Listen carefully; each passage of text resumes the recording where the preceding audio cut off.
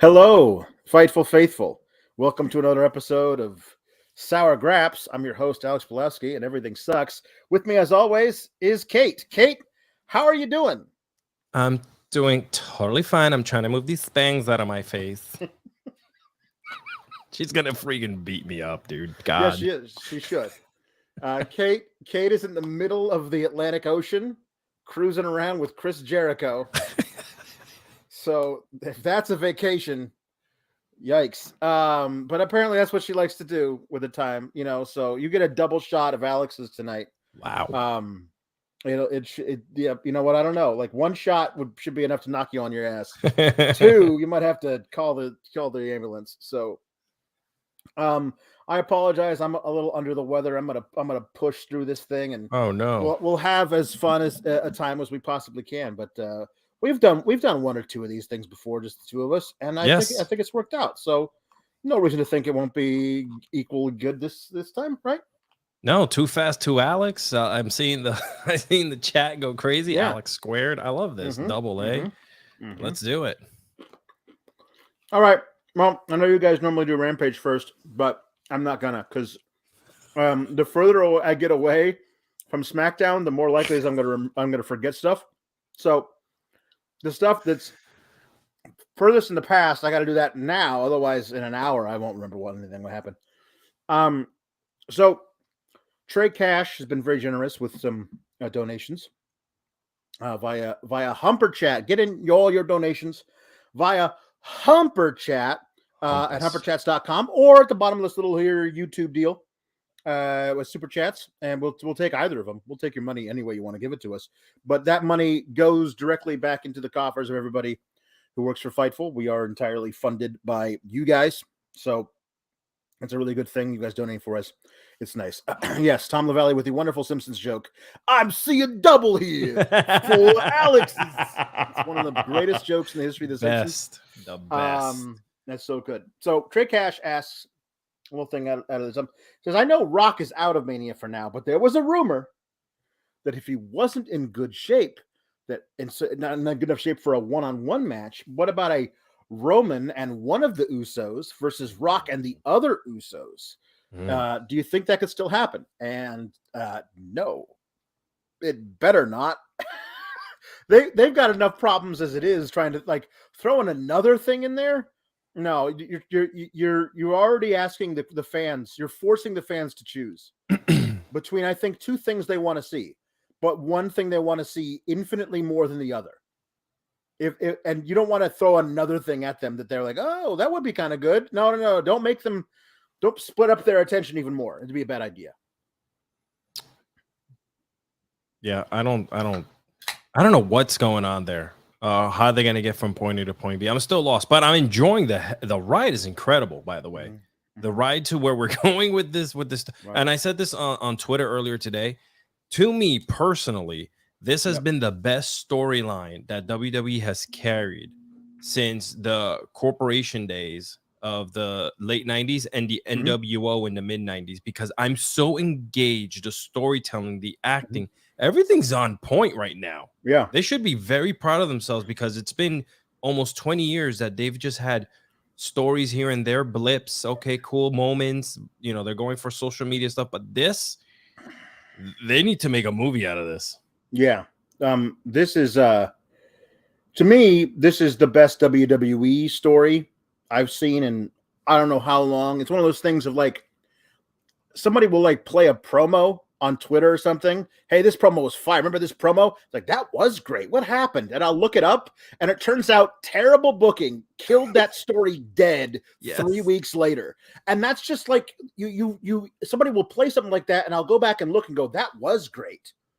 But why don't I remember the awesome end to that story? It's because they screwed it up. So Brian winning at Mania, that's about all I can think could compare. But it also felt like that was mismanaged so many times that every turn along the way they finally threw up their hands and said, "Fine, we'll do the thing you want." But this feels like it is deliberate. Yes. The problem I have with it is the ending still could be really screwed up. That's the problem. That's the thing. So far, it's so good. You think they could still McMahon it? That's what I'm going to call it, McMahon it, because he always found ways to make everything so gimmicky at the very end, and then it just disappears. So I don't know. Like, I don't want this to end, but there has to be an end, right? Because eventually we're going to be sitting here 6 months down the line thinking, wow, do you remember that whole storyline with the Bloodline and Sami? Because he's eventually going to move on. We know who he's moving on to.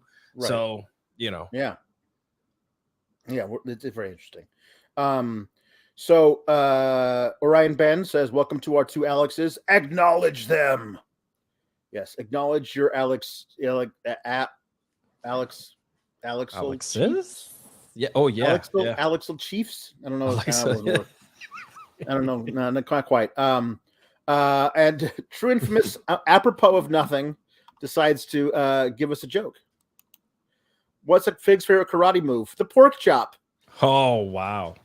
That's a really good dad joke. I'm gonna have to use that on my daughter. That's She would like that. Although she is a vegetarian, so I don't even know if she knows what pork is. Oh. So yeah. How old is she? Vegetarian.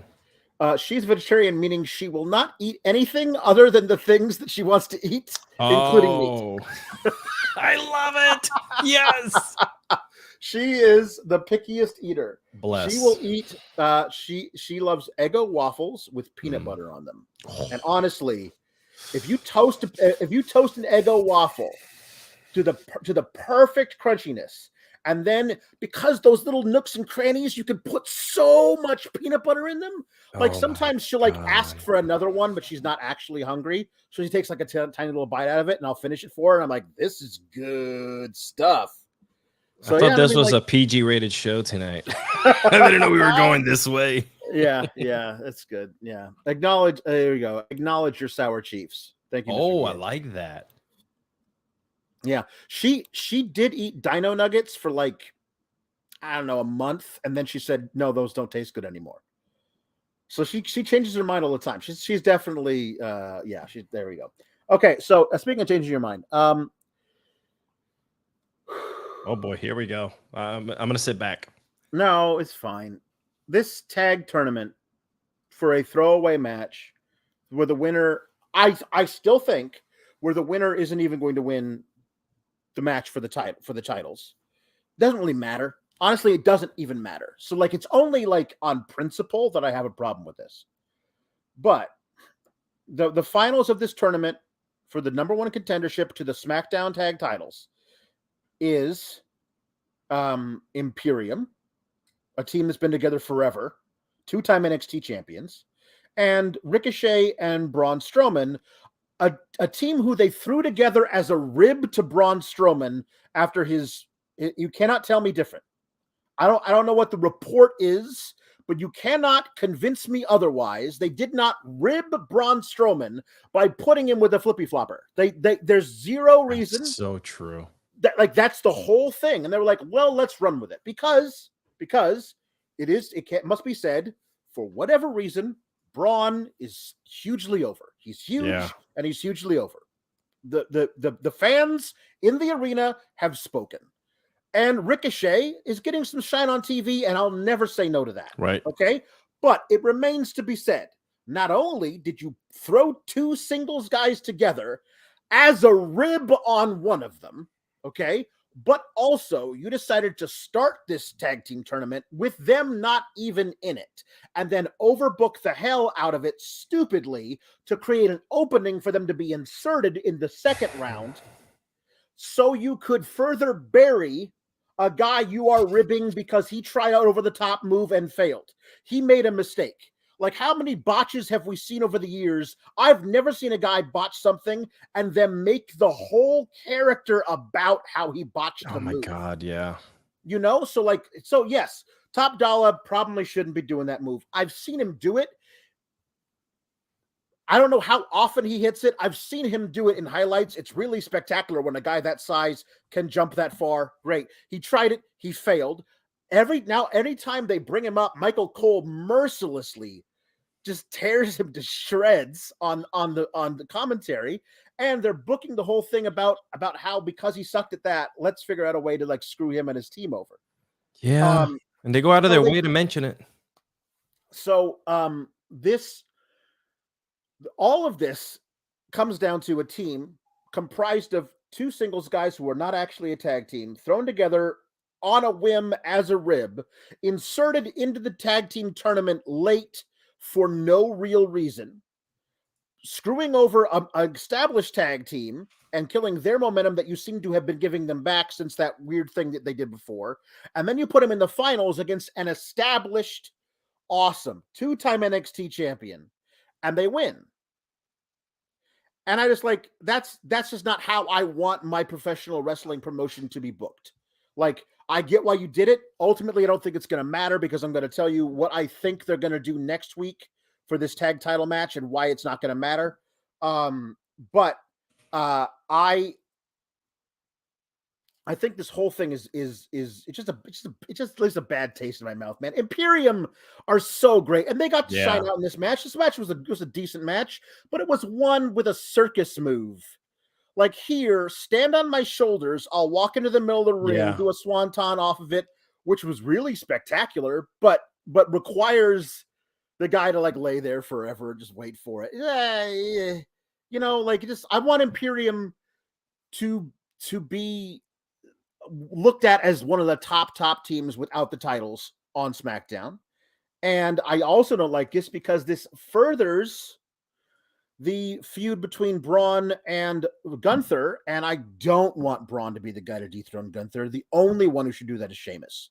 That's it. That's the only guy I'll accept because it's the perfect story. You had that amazing match between them back in September.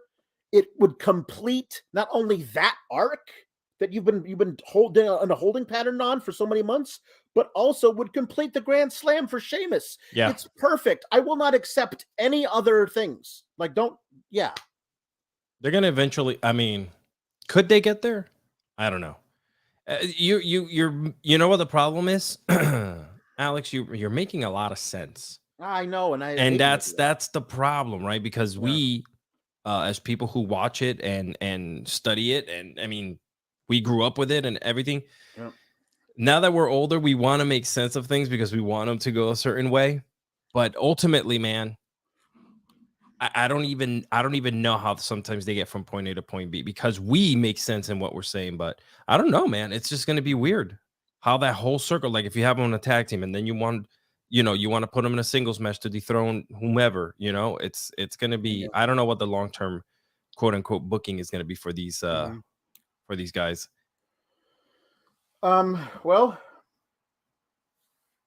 it sure looks like they're starting up something more with Imperium for these guys, and I mean, it's fine. It's whatever. I mean, I don't know what to say about it. But Curtis PhD says, "Love to see my faves reviewing tonight. Double Alex power. Y'all are great as always. Just wanted to support the best peeps. Thank you. We appreciate that. I really appreciate it. So, I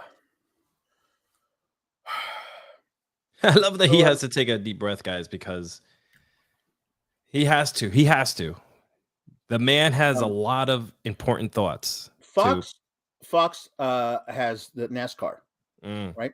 They're doing a cross promotion with the NASCAR. The cross promotion is that Rey Mysterio and New Day were at the thing with Michael Waltrip. Yeah.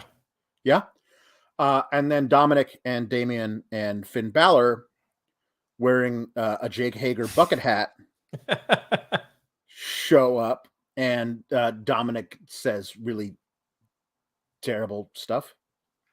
What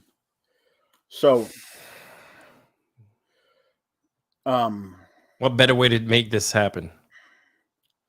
I don't know, man. This is like Dominic is he's just I will say the one thing that I've ever like thought, okay, that was good, was when he gets in the car and he asks whoever the hell the guy is he's talking to in the NASCAR, where's the NOS? Where's the button for the nod? Oh my God. And I was like, that was clever. Yeah. That was clever. I'll give it to you. One time out of I don't know how many thousands of things I've seen you screw up. One time, pretty clever. All right. Dom and Ray have a NASCAR race around a little mini go-kart track. Like that thing may have been an eighth of a mile long all the way around. And Ray dusted him. Good. Great.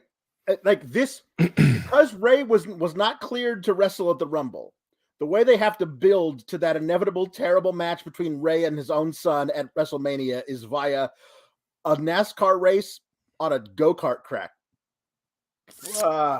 Man. I was thinking about this as I was watching it and thinking to myself, we've done some gimmick stuff in been watching wrestling since like 89, like the earliest memory I could remember, being super young on my grandpa's lap watching a black and white TV. And as I got older, I never realized the gimmick stuff until now, right? I rewatched stuff, but damn, like they went in on this one. And AEW has their faults. They do their own gimmick stuff too, but damn, like this isn't it.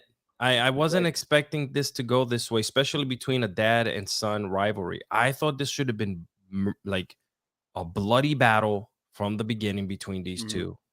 Do you feel? I got a question for you because your mind is amazing. Do you feel that the writers are holding back Dominic with what they're presenting to him and him being so young and saying, "Yeah, I'll just do whatever because I want to be in this business"? I've gone back and forth. There was a time before they did this stupid thing with him being in prison, all that crap. There was a time before they did that where it honestly felt like he was only doing it because he wanted to please his father. Right. Because he was so bad at it and looked so uncomfortable doing it.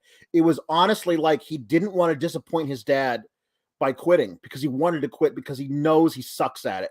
And for a while, it honestly built sympathy from me toward Dominic. But now that like some people have convinced themselves that this is good somehow, he's letting that go to his head and walking out there as a terrible actor trying to make the part work. And listen, the material they're giving him is so much better than they used to give him, but he's such a bad actor he can't hack it, and that's the problem. Like, I think they're trying to make it work. I mean, but I just don't even see it, man. Yeah, I feel like him being a second, whatever, fifth generation, whatever he's at now. Second generation to me because I started watching with Ray. So for anyone out there that wants to correct me on Twitter, I feel like I thought when I first saw him come in there in the Thunderdome era, I was like, man, he's good. He has moves. Look at him. He's very, very athletic. He can do his thing. And damn, I've been let down ever since. And then when a Hook appeared, I started doing the parallels. And we'll talk about that later on. But damn, man, like, God, what a difference. Yeah. Yeah. They didn't like the race car thing, but whatever. I'm being told by Brandon Souza that's the actual NASCAR track. Oh. That's not a regulation.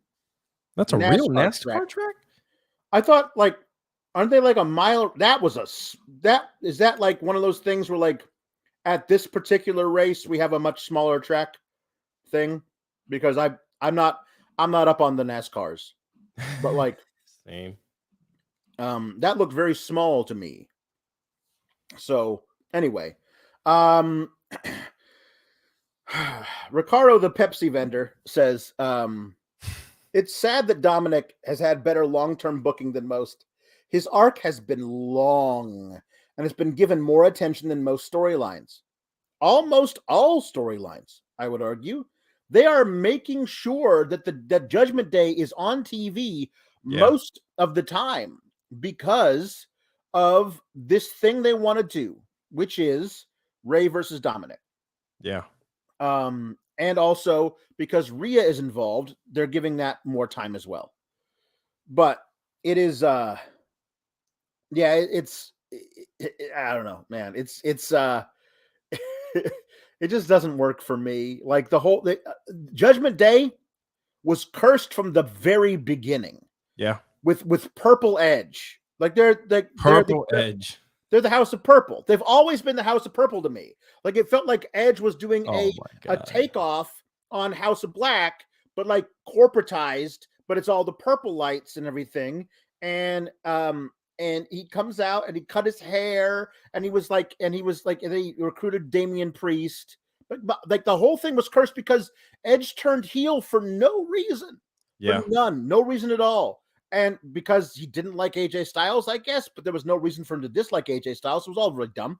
And the whole heel turn, him calling himself the Judgment Day with Damian Priest, and then recruiting Rhea Ripley, who I thought, oh, don't put her in this. Like, she's going to be so good at anything. Don't make her fight against bad material.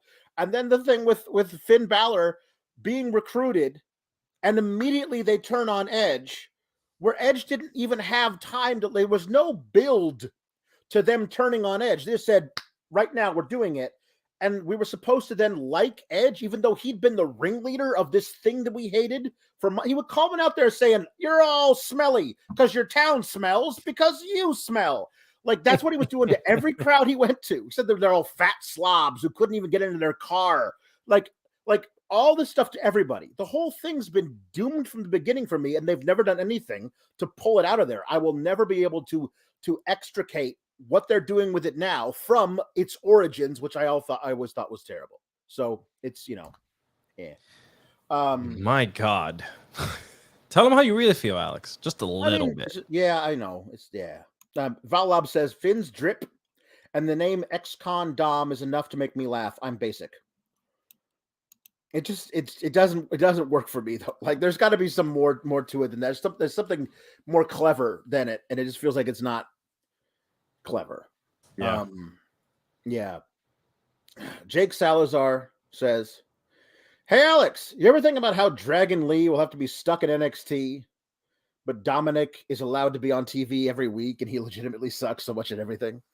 Like, there's no greater argument against this being a meritocracy than Dominic Mysterio being a prominently featured every week on the main roster and Dragon Lee having to start in NXT. You'll never convince me that this it's just that's just I know what. You know? Yeah. Yep.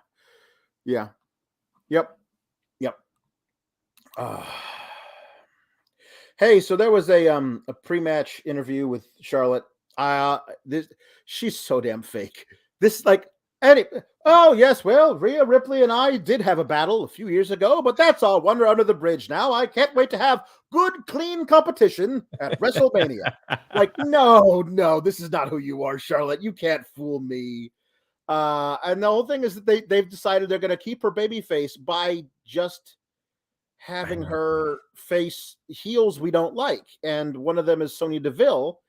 And to me is like, well, yeah, I don't like her because of that terrible, like, booking you gave her as the general manager who hated black ladies for some reason. Oh my God. That was like, I have a long enough memory that I can remember that. And so now whatever, but like, I remember put your hair up and square up.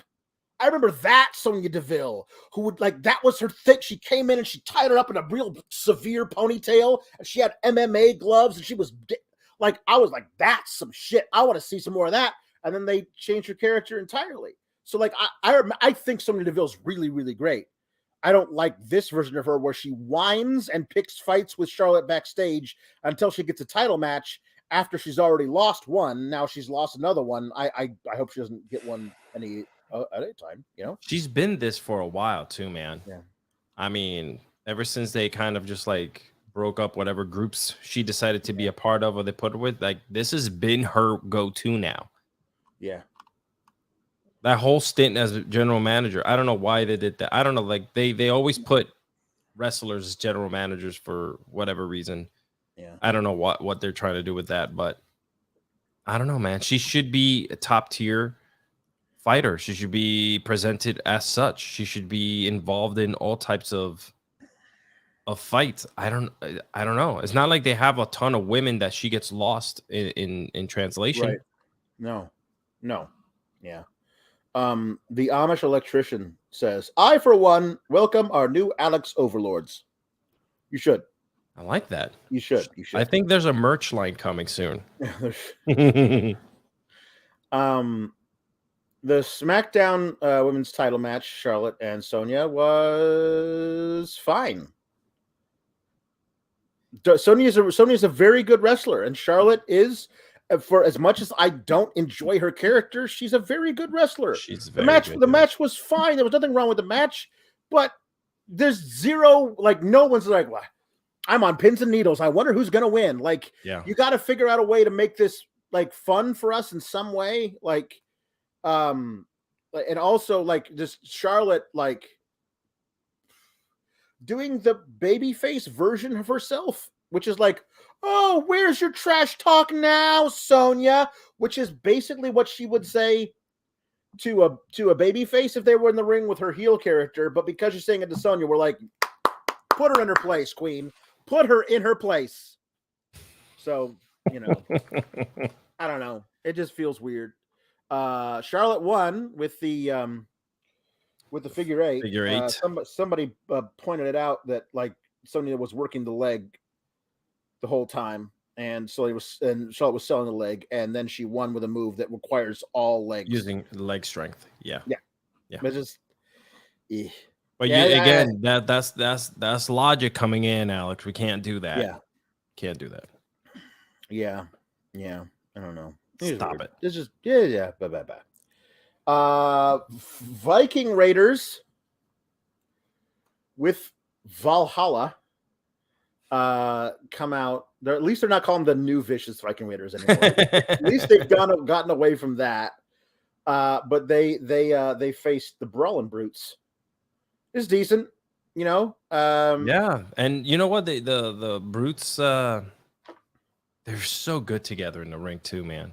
Yeah. I don't get what they're doing with the war. No, it's not the Viking Raiders. I was gonna call them War Raiders. I don't know what they're doing with them. They have such a unique package. They had something going on for them. And they sparingly come in and out, beat up teams, and disappear. So I don't know what it's hard for me to take the team seriously when they're not taking them seriously, and they're not. I mean, I would have had them just show up at every freaking Raw and SmackDown, beat up every tag team then. Right. Well, like War Machine, they had an aesthetic that verged on this, but that wasn't who their characters were. Hanson and Rowe weren't actual time-traveling Vikings, which is as far as I can see, that's what these are. Like, it's like Bill and Ted went in the phone booth back to Viking times for their Heist History project and brought back 2 Viking warriors and a Viking high priestess in the phone booth, and they escaped and are now running amok in WWE. That's like amazing. Honestly, that's as close as I can describe their characters, because now Valhalla's here, and like the idea we said, you're making them more serious now. The way you make them more serious is by giving them a valet who is literally a high priestess of a Viking clan, and Vikings haven't been around for, I don't know, 1,500 years. So like, well, sorry, 1,200 years. So like, yeah, it just feels like it's a weird thing to do. It also, like, when she just like gets to walk up near Pete Dunne, and Pete Dunne, who is one of the smartest wrestlers I've ever seen, can completely lose his head and just like stare at her until he gets hit from behind. I'm like, does she have magical powers?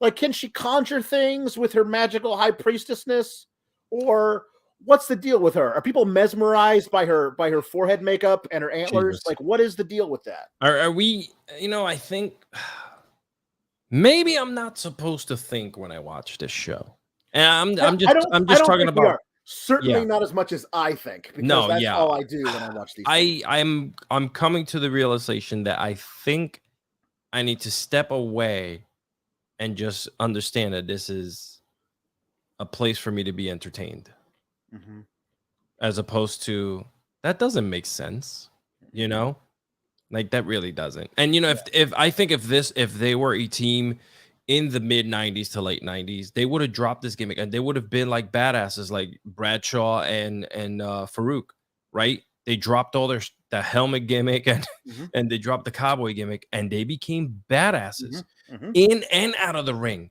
And you wouldn't, if you walk down the street, you wouldn't step up to them, because I think the same thing happens with the Viking Raiders. If you dress these dudes up as like badasses and you present them as that, they're going to be badasses in and outside of the ring.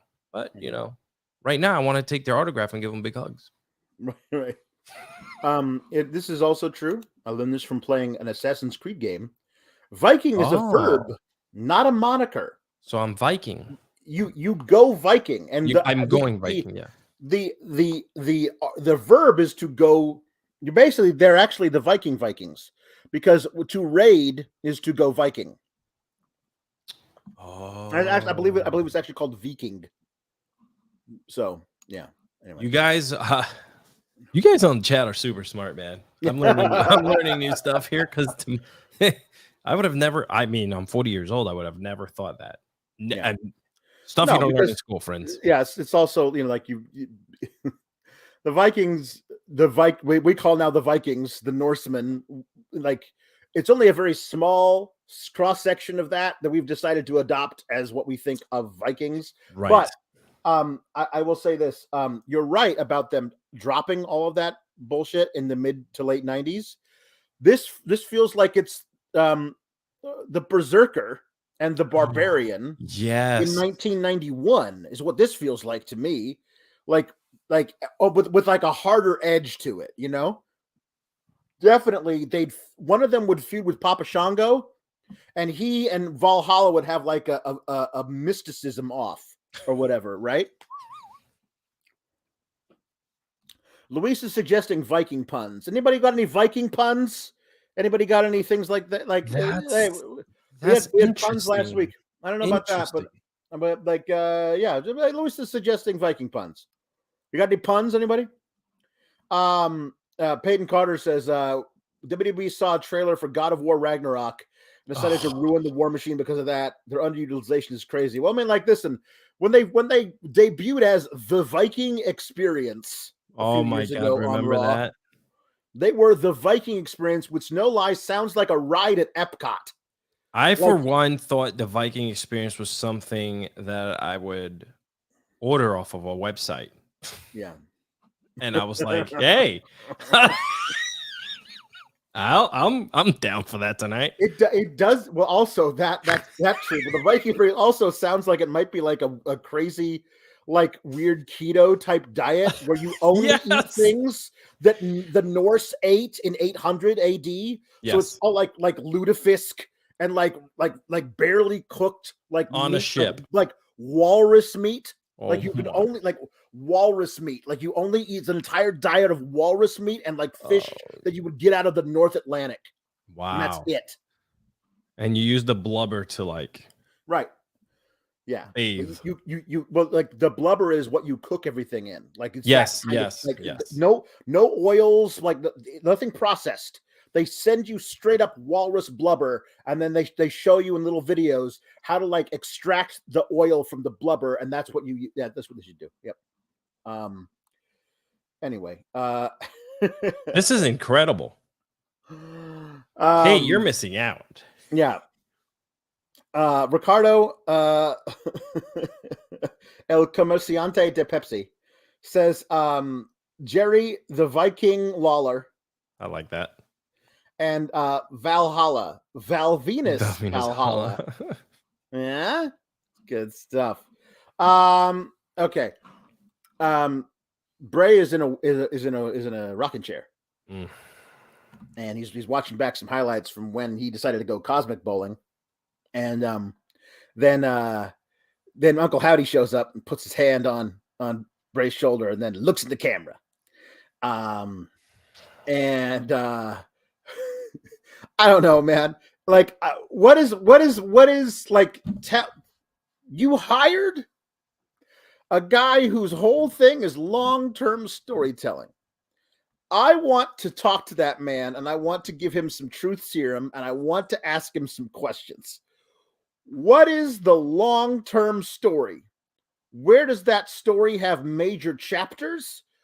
Where are we going with this?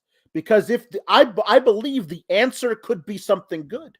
I believe that at the end point could be something good. I believe it could. I don't think it's likely, but there's still a chance that the end point that you're trying to go to might be something good.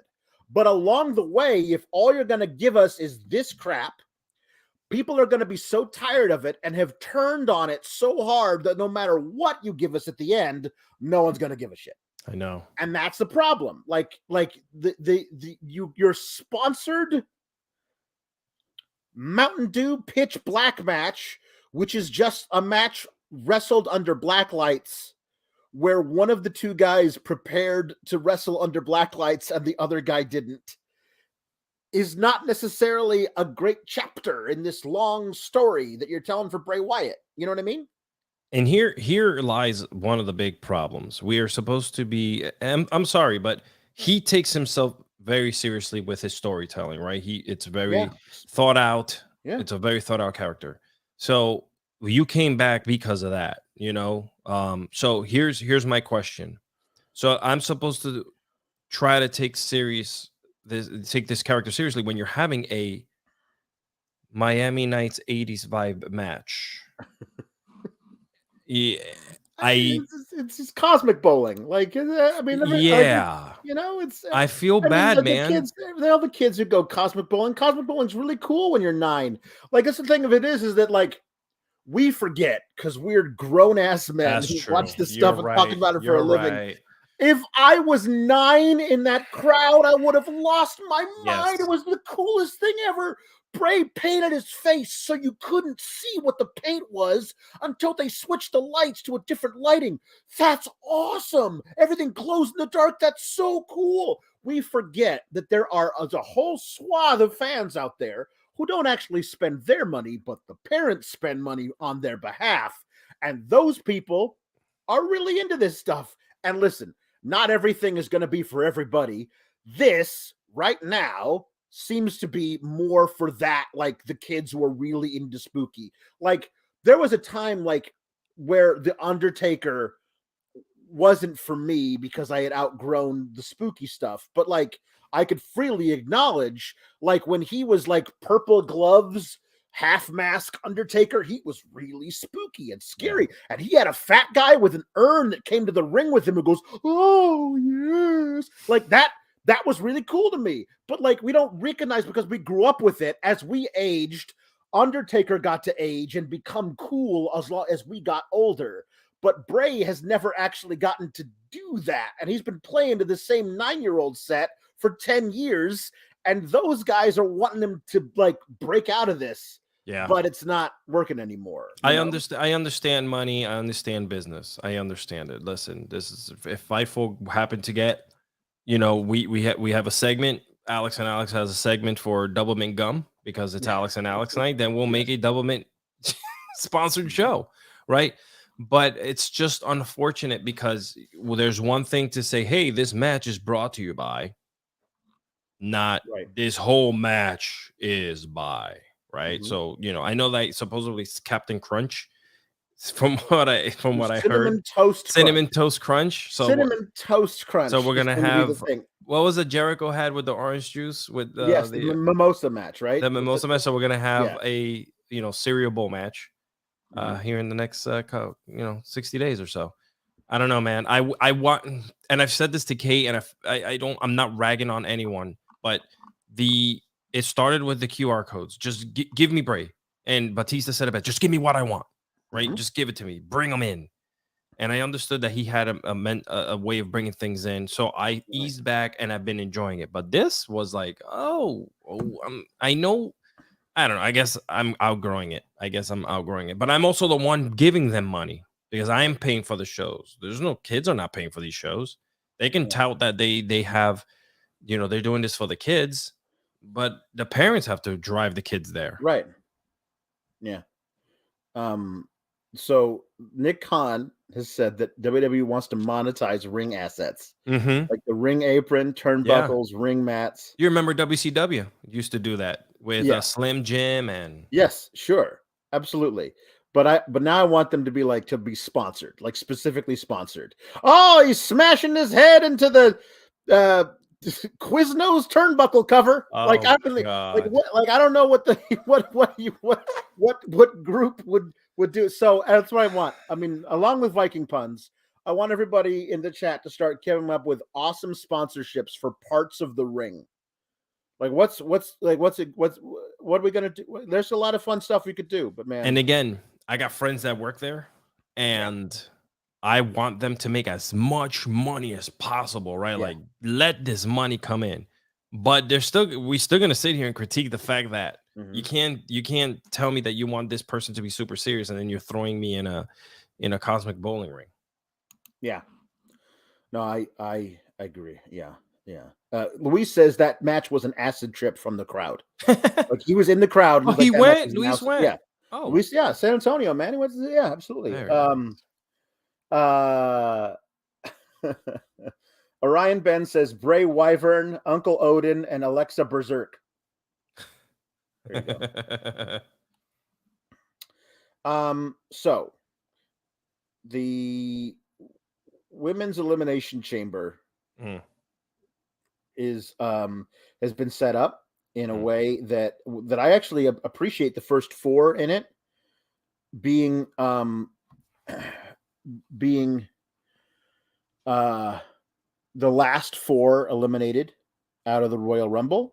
I like that they get a second chance because they got that far. I think that's really cool. That is I've advocated for the last six eliminated from the Royal Rumble get the 6 spots in the Elimination Chamber. So cool. Because you would be trying so hard to not get eliminated right before that final 6. Yes. And people would actually it would be you could actually have matches for the final 6 spots. Not only do you qualify, but you qualify for one of the final 6 spots, which gives you a much better chance of being one of the final 6, which means you get a two spots, 2 chances to get in the thing. I think that's really cool. So the final 4 in the Women's Rumble were Asuka, Raquel, Liv, and shit, I'm drawing a blank. Asuka, Raquel, Liv, and I forgot. I got stuck with Blue Chew on a pole match. Yeah, there's a Blue Chew ring post. It's a Blue Chew on the ring post. Blue Chew pole. Asuka, Liv, Raquel, Shayna Baszler. No, never mind. Nikki Cross. Nikki Cross. Yeah. Okay, so those are the 4 that are in. Okay, so they're doing a fatal 4-way next Monday on Raw. Forget who's in that. Doesn't really matter right now. And the fatal 4-way for SmackDown. Okay, so tonight the fatal 4-way on SmackDown was Shayna, Shotzi, Zelina, and Natalya. Yep. And before I remembered the Canada rule, I was like, there's no way Shayna's winning this. I mean, like, Shotzi's there's no way Shayna's losing this, right? Like, we're prime. Trips is in charge now. Shayna has the record. Remember when she went into the Elimination Chamber a few years ago and eliminated all the women? Why wouldn't you want her in the Elimination Chamber up against Asuka and maybe Doudrop, now Piper Niven again, and Raquel? Why wouldn't you want as the toughest opponents possible for whoever wins, probably Asuka, to go through? Okay, the last woman I believe that Shayna eliminated in that storied Elimination Chamber match was Asuka. Yes. Asuka returning the favor and eliminating Shayna last would be a nice little story you could tell. So obviously Shayna's going to win unless they want to push Shotzi, and honestly I'd be fine with that. You want to push the new talent, that's totally cool. Yeah. Zelina's definitely not winning, and I mean, I guess you got to give Natalya the old college try, right? Oh, wait a minute. Elimination Chambers in Canada, which means Natalya has to be in the match. Do they honestly think people are driving from Alberta, Canada to buy tickets for Montreal? Like, I mean, honestly, like, is she the second coming of the Bret Hart? Who wants Natalya in this match? I mean, raise your hand. Like, she is the boat, boringest of all time. Oh, like, wow. Like, she's absolutely technically sound, and I never give a shit either way about any of her matches. Like, she's been there for so long, you know what I mean? Like, And there's an opportunity to tell a story with Shayna, which could lead to a story with Ronda if you wanted to do it later.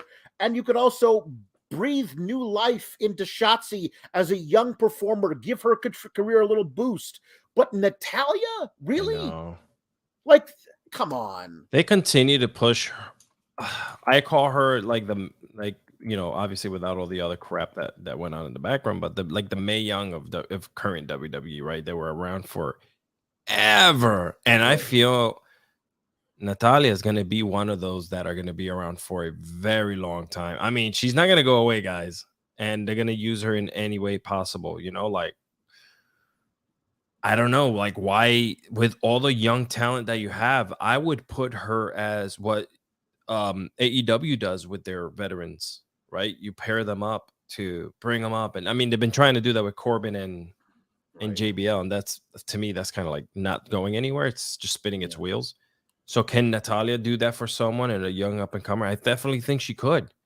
She could be sneaky, like get into the match one way or another, like do things, but continuing to push her in these big matches, I don't know, man. Like, just to take up a spot.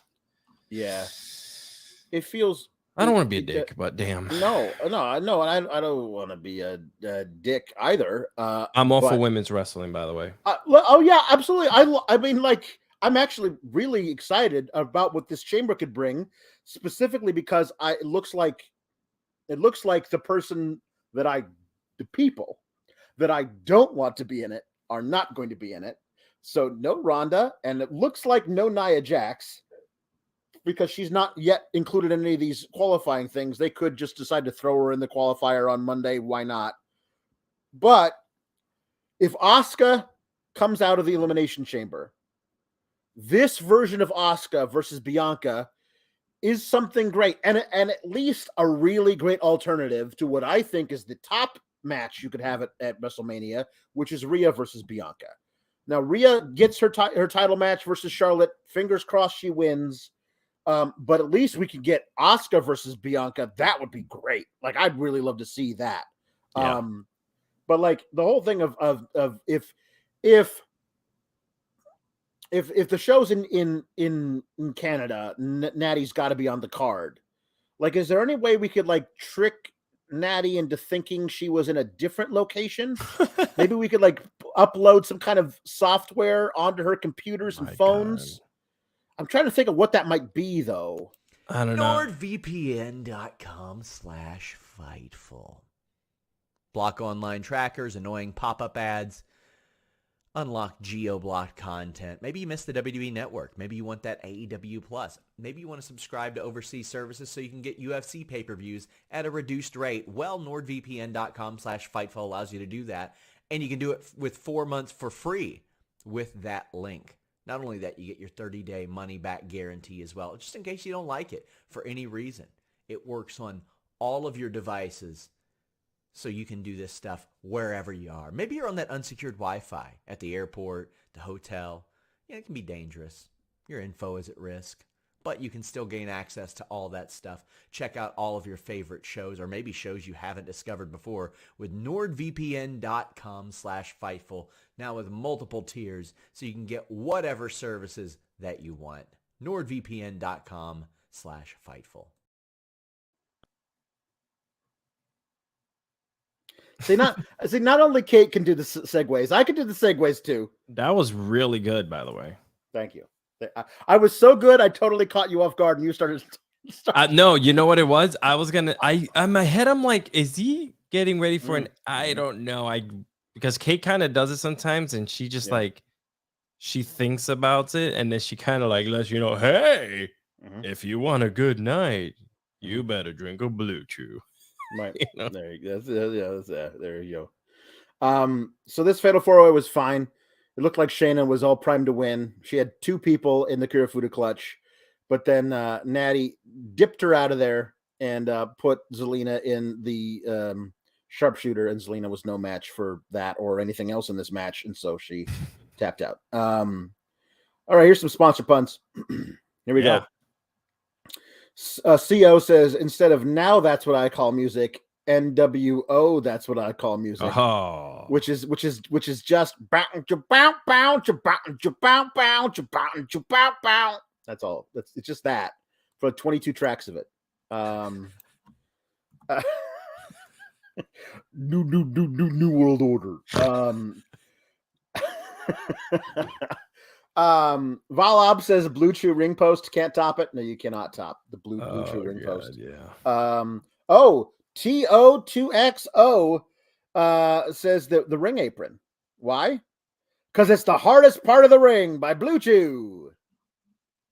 Yeah, if you want, I like that one. Yeah, that's good. It's always stiff. Yeah. The stiffest part of the ring, as like they call it. JW Pringle says the Funyuns under the ring lounge. Ooh. Under the ring. Get it? Yeah. Chris Pereira says William Sonoma ring apron. Ooh. Man, you guys are good. Yeah. JW Pringle says X-Lax elimination chamber. If you need to eliminate things, try X-Lax. Good stuff. Chris Pereira says the Northwestern University School of Journalism announce desk. Wow. Fantastic. And CO says the Kate Elizabeth potty break match brought to you by Foster Farms Chicken Strips. You guys are good stuff. Yeah. Good stuff. And Jesse Ozog says Moxley busted open by Dracula, not so safety razor.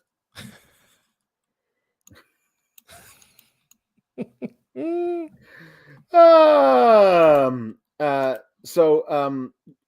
on. Feeling Dreepy says, do you think the release Natalia isn't on any of the shows anymore? Except she is now. Yeah. Is because it's hard for WWE to get the appropriate boating licenses for each state. Because she's the boat, and if you got to bring your boat to the state, you got to get a license. It's different in every state. Wow. You know. So, hey, there was another vignette for Cody. Did you see that?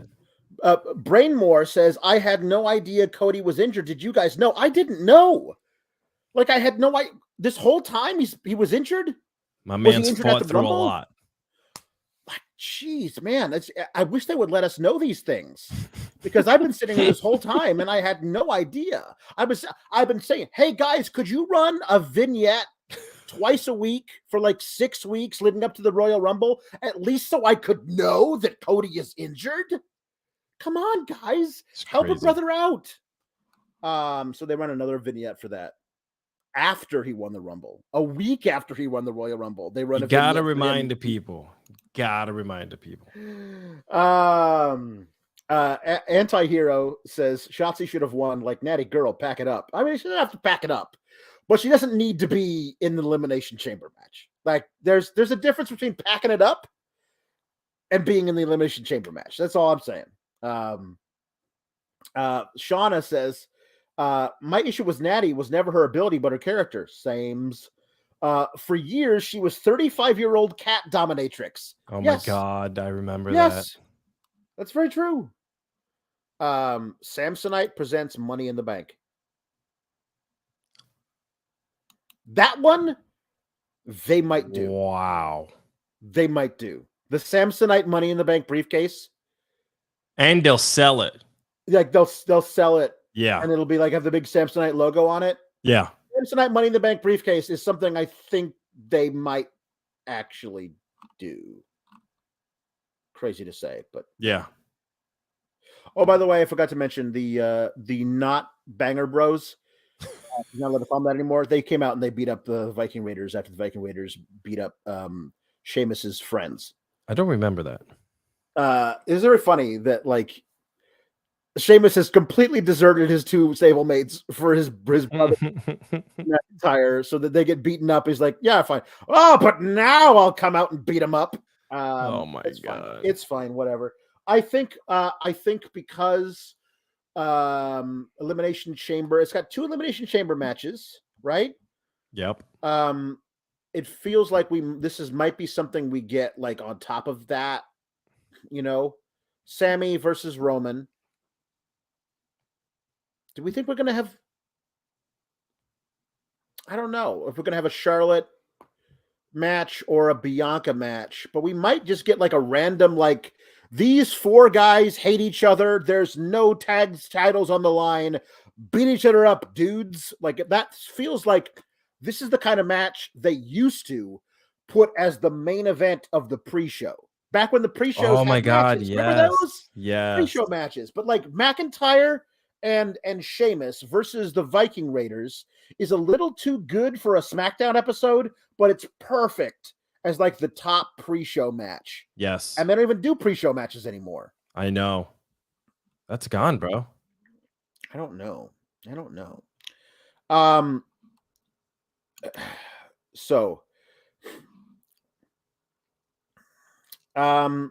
Jesse Ozog sent this in a couple of days ago, actually. Says, I haven't watched the shit in years, so my opinions probably don't matter, but Cody Rhodes thinks Homelander is the good guy. I don't understand why anyone cheers him. Love you all. I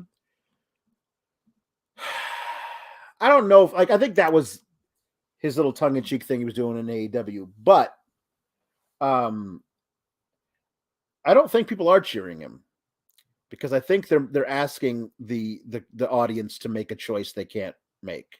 And that's a problem. So it comes to a head with this whole thing. Roman shows up with Jimmy and Solo and Paul, and Kayla Braxton wants a word. Hey, guys, do you want to say anything about Jey Uso or Sami Zayn? You want to say anything about it? And Paul Heyman's like, what a horrible question from a normally lovely woman. Why would you do so? Oh, by the way, thank you for wearing our colors. Yeah, She's wearing black and red. I'd like that little moment from Paul. And then later we see Roman in the locker room, and everyone's very dour. Like the morale could not possibly be lower. I really liked this from Solo, just looking off into nowhere, and Jimmy just kind of depressed. And I was like, "Where's Jay? Where's your brother? Get me your brother. Find him." Like I'm telling you, man, he won't return my text. He's just out. But we need to let him have his space. He'll come back. Don't worry about it. He'll come back. And Roman's like, well, you're not gonna find him sitting here on the couch. Go find your brother. I don't think he's in the arena, Roman. But I guess you could make calls out of this room.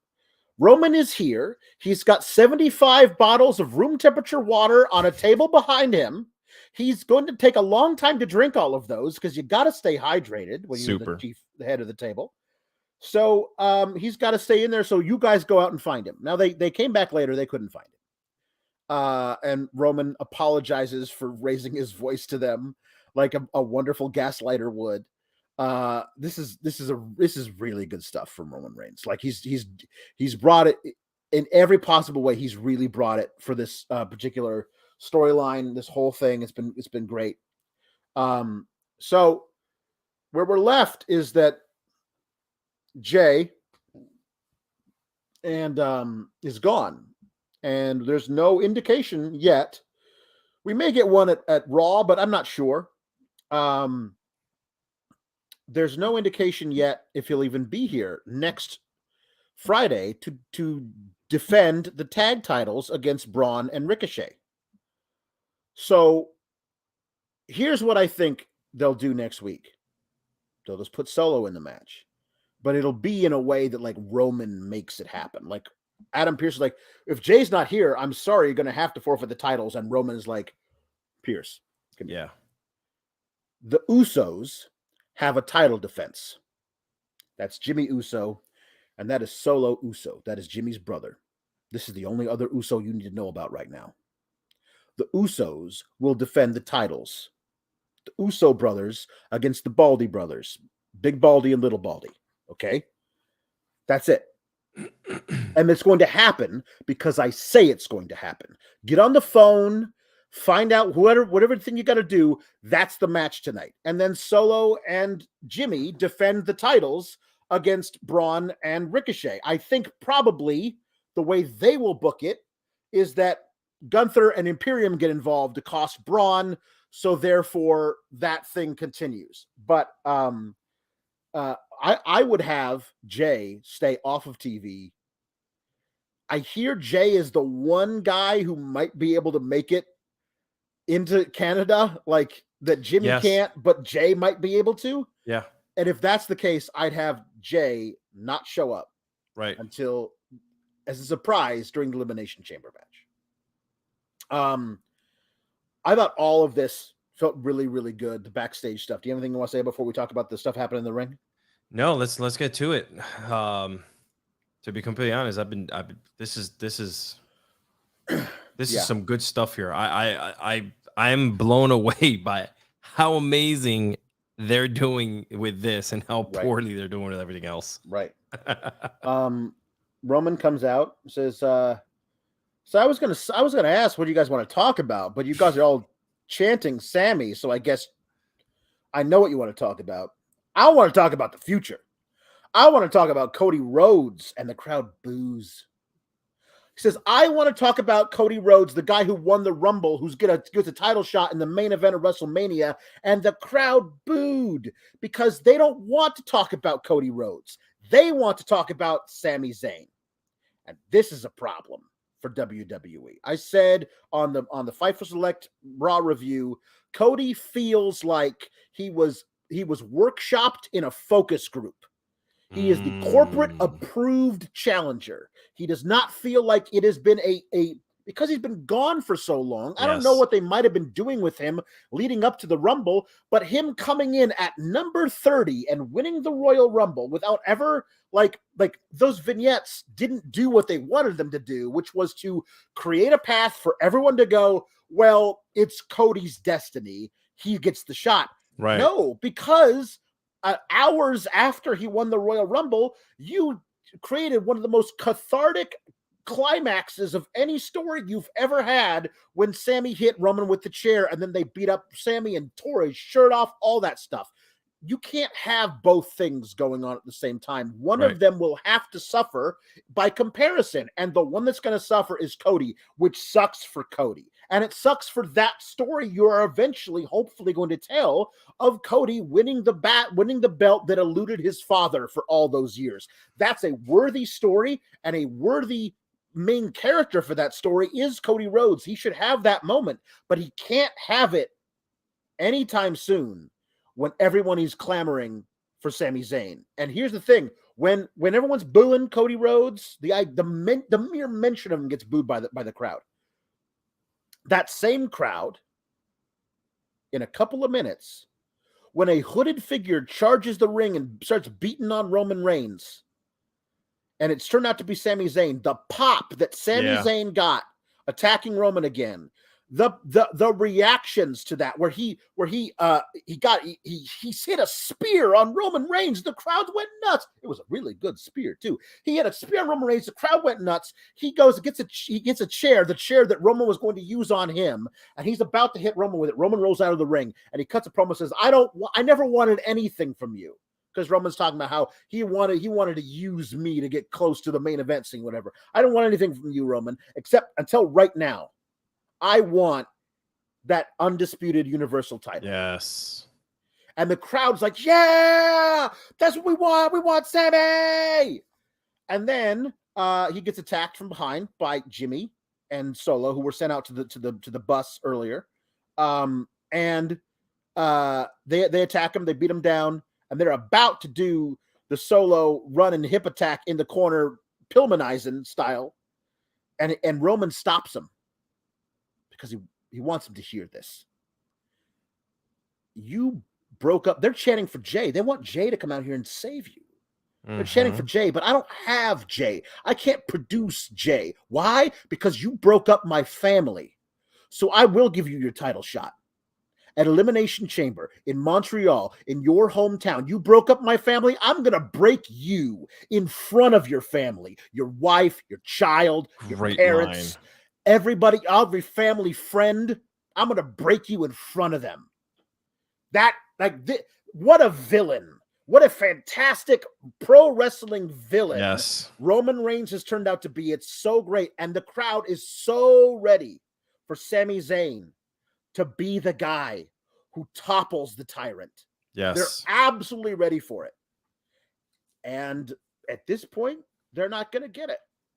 And that how they handle, how they portray the moment where the crowd doesn't get that and how they switch something over so that now we're supposed to be like okay with Sami maybe getting the tag titles as a consolation prize while Cody rides in on his red, white, and blue horse and slays the dragon. Like, I don't know, man. I don't know if that's really gonna work out.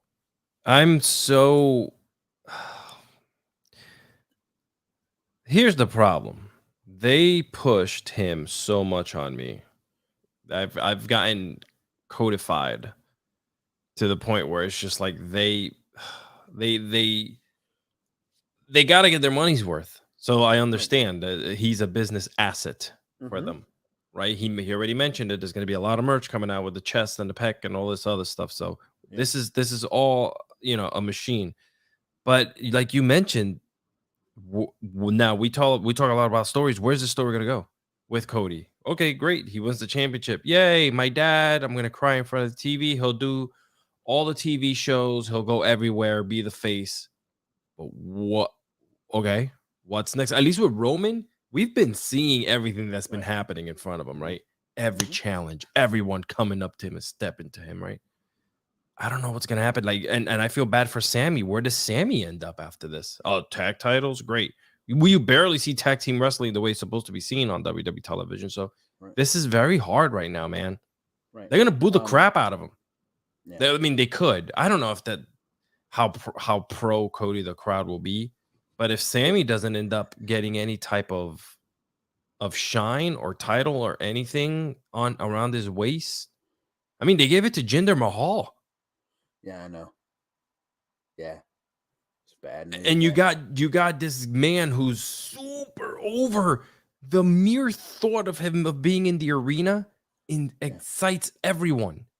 Yeah, he's one of the most organically over baby faces, and they to their credit, they handled the build to and the moment of his asserting his breaking away from the heel group that he was a part of. Yeah. So that we now all can fully, in a pure way, cheer him, because everyone was like throwing up the ones for Sami, but we really didn't like the faction. We wanted Sami to realize that who he was so that we could cheer for him. And they handled all of that beautifully. Yes. But I don't know if they can handle the next part the right way. And the problem is that you gave Cody that Royal Rumble shot. You know, like it's a really, like, here's the thing. Like, Roman did what he's supposed to do. He put over Cody. He says, I want to talk about that guy. That guy's a true, honest #1 contender to this title. Like, that's what he's supposed to do, right? Yeah. But like, he's supposed to say, he wasn't like, Cody Rhodes, he's nothing to me. I don't care about him. I'll leave him for later. Like, I thought he might have done that, but he didn't do that at all. He put him over. Now, here's what I think they can do with the end of that match with Sami versus Roman. If you have Jay come out as a surprise, like, we haven't seen Jay at all, and everyone keeps chanting for Jay to show up because everyone thinks Jay, when he comes back, is going to be on Sami's side because he walked away. But Jay is conflicted, has always been conflicted. Like, that the thing I had forgotten about was that moment where all the heads of all the families in Samoa came to, like, vote Roman the head of the table. And if you don't bow down and acknowledge Roman, you're out of the family. You're excised. No one will speak to you ever again. And the way Roman presented it to Jay was like, listen, I know if I were in your shoes, I'd be angry too. But what are you going to do? You have to do this. And Jay being so conflicted and screaming, I hate you. I hate you. Why are you making me do this? Like, that is still inside Jay. Yes. But what was the ultimate decision that Jay made? Even as conflicted as he was, he made the decision to go with his cousin. So you can do that again by having Jay come down and everyone thinking he's there to help Sami, but he hits Sami with a super kick and he basically lays him out, gives him to Roman.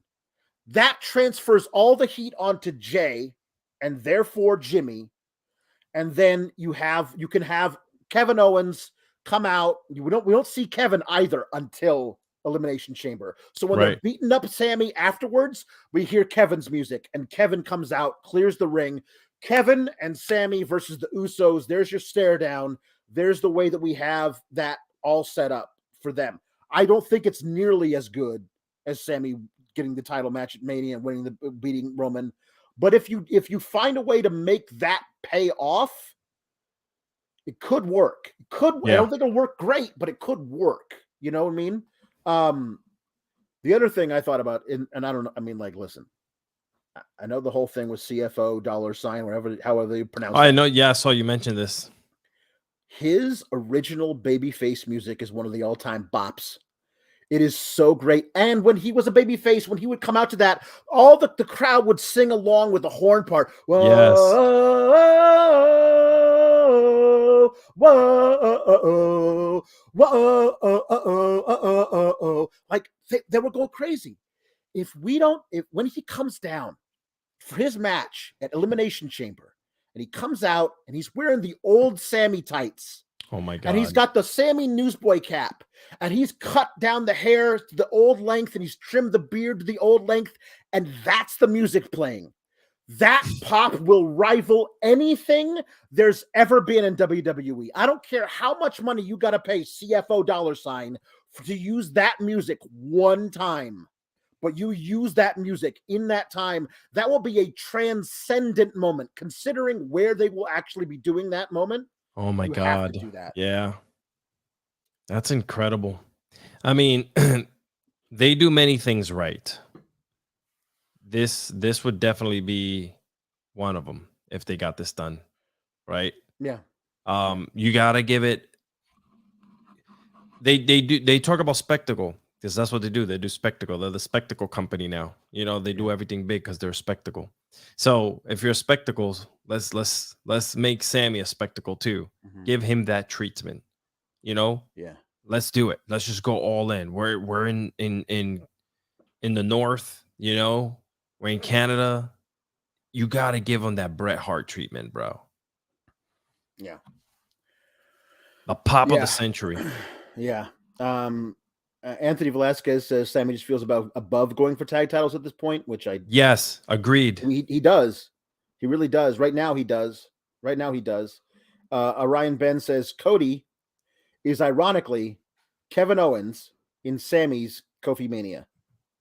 Oh wow.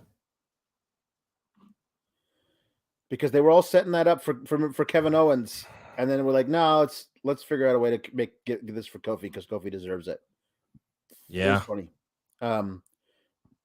N. Simmons says, Elimination Chamber when Sami loses and then goes for the tag titles will be like a fantastic movie having a horrible ending.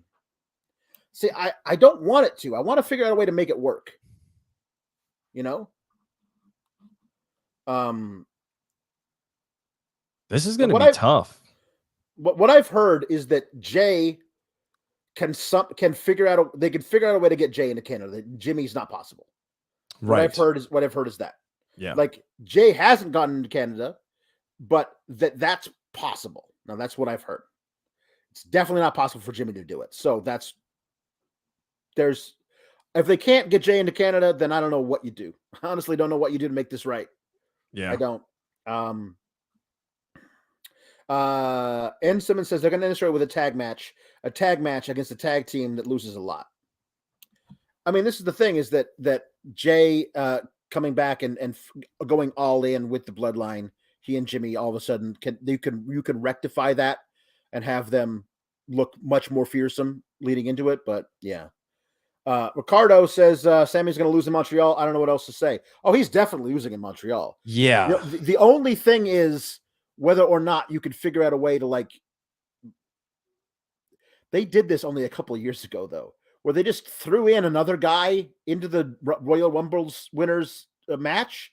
Like Daniel Bryan got added to the Edge versus Roman match, and it never really felt right. You know, it was like I love Daniel Bryan, good for him getting a match, but it didn't feel right. So I don't know what you do here. If we want to do that again, find a way to like Sami to get into make it a triple threat. That would be very, very odd. Taylor says, I hope I'm wrong, but my fear is that if Sami loses the chamber, unless he ends up winning against Roman at Mania, then I feel like Cody's win won't have the impact you'd expect it to have.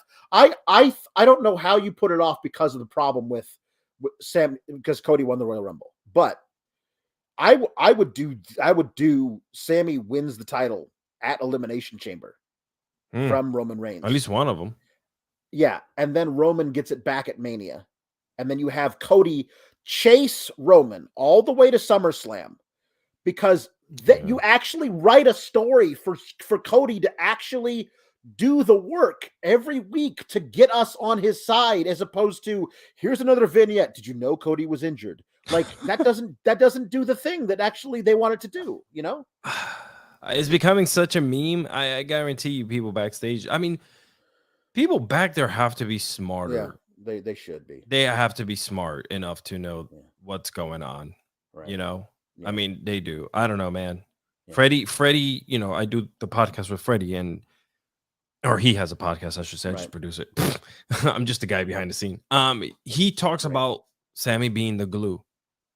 And he has definitely been that for WWE. And he feels so much bigger than Cody. I'm sorry. He really does. Because Cody's story is all my dad. And listen, I'm not saying anything wrong by this. I love my father too. And anyone out there who loves their dad. But I feel like instead of Cody leaving AEW and jumping ship to WWE to get all this situated, he should have gone to therapy first. Because there's something there wrong with him. And this is not me being mean. This is just me being truthful. Right. Yeah. There's something more wrong with you than there is with wanting to win a title. But that's just me. Yeah. Give me the glue, Sami Zayn. Yeah. Yep. Joe Pino says, in Montreal, go with Olay by the Bouncing Souls. Yeah. Shauna Walensky says, well, what made this 100% perfect was Sami smirking in the corner as the show went off the air, like I got him to agree to it, kind of a thing. But Godfather Roman, as Shauna calls him, he's so good at this, man. This is him at the peak of his powers. Yeah. N. Simmons says the JID is cool, but sadly the audience is too smart. They'll know what's happening when he comes out. That's I think true it would actually piss off the fans more. I don't know, man. They maybe. It all depends on how they handle it. But tonight, everyone, like the crowd was like, where's Jay? Jay will come and help. Like that's crazy. Jay putting on Instagram, I'm out. They're playing this so well. They're playing it really well. So to make at least you think two different ways. This is top-notch storytelling. This is the only storytelling they have. I don't see any other storyline in WWE within the last 6 months that compares to the amazing stuff that they're doing here. And I'm so sad that when it does end, we're just going to go back to mediocre crap. Yeah. Trey Cash with a very generous upper chat says, is WWE making a mistake not making Roman versus Sami the main event of WrestleMania? Judging by the crowd's reaction, Sami beating Roman would be a much bigger Mania moment than Cody beating him. At this point, I don't know how it's inarguable. Like, I don't even know how they like. Let me throw my 2 cents in that.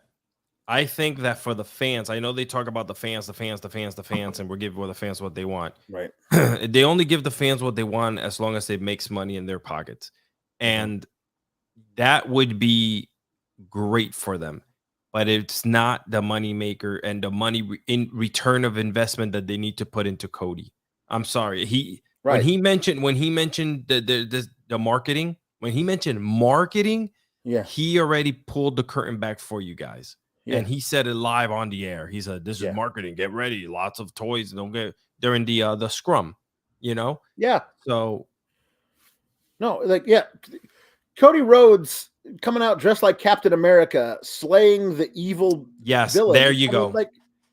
There you go. You got it. It's not, but that's the problem. That's the problem is because that's why it feels like it's so workshopped and corporate sanitized for our protection. It's old school Roman Reigns. Remember old school Roman Reigns? I'm gonna get you, like always talking underneath his breath and fixing his arm. It's not even that because because Cody isn't that.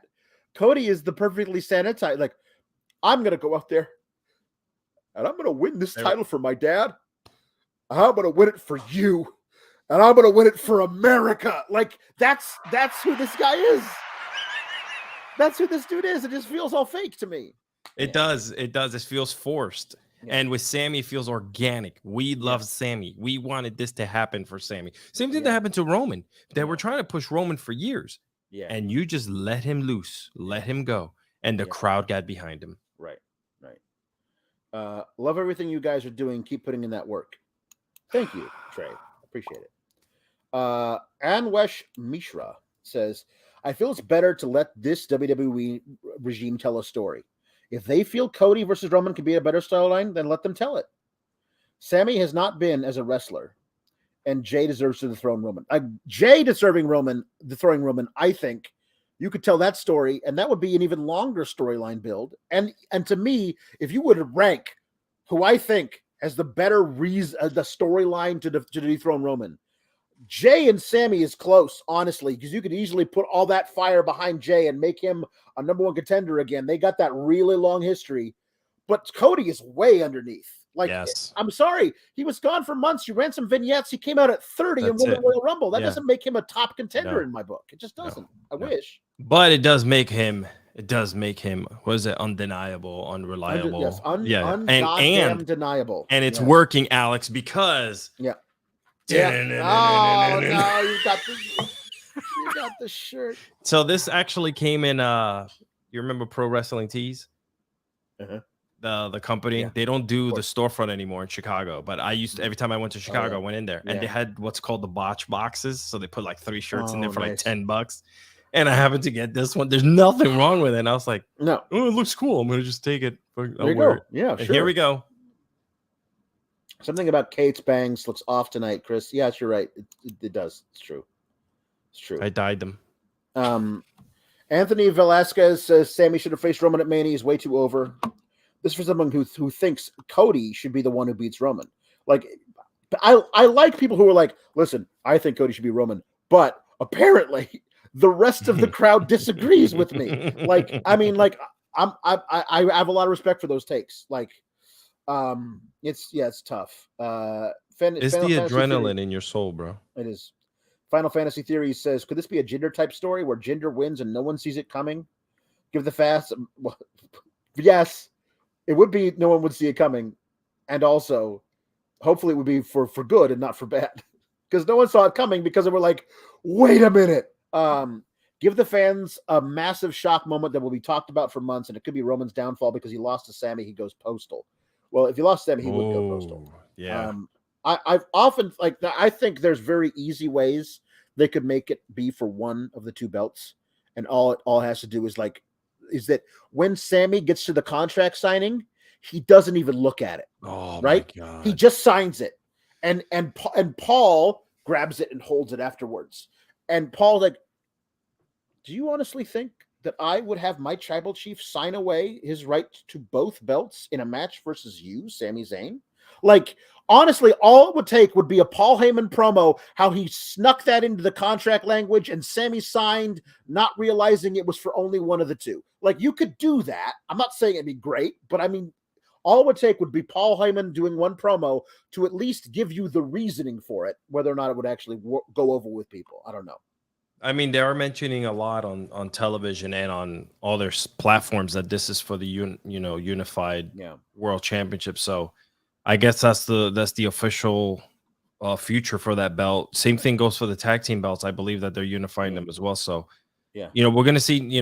They're gearing up, man. He's gonna bring back the old Wing Eagle. Like, I feel bad, guys. I'm sorry, but I just marketing and the machine is pushing this, not the fans. And I think people need to realize that.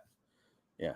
I think they need to realize what that might do long term to a lot of things. That's remember the 2015 Rumble. Oh man, I'll never forget it. Fantastic Mr. Cox says, waiting to leave the parking garage in Greenville after SmackDown. He sent this a while ago. The closest to a sellout I've ever seen in this arena. Wow. Very nice. Curtained off sections. Very nice. Run-in was so cool live. All the matches were solid. They were solid.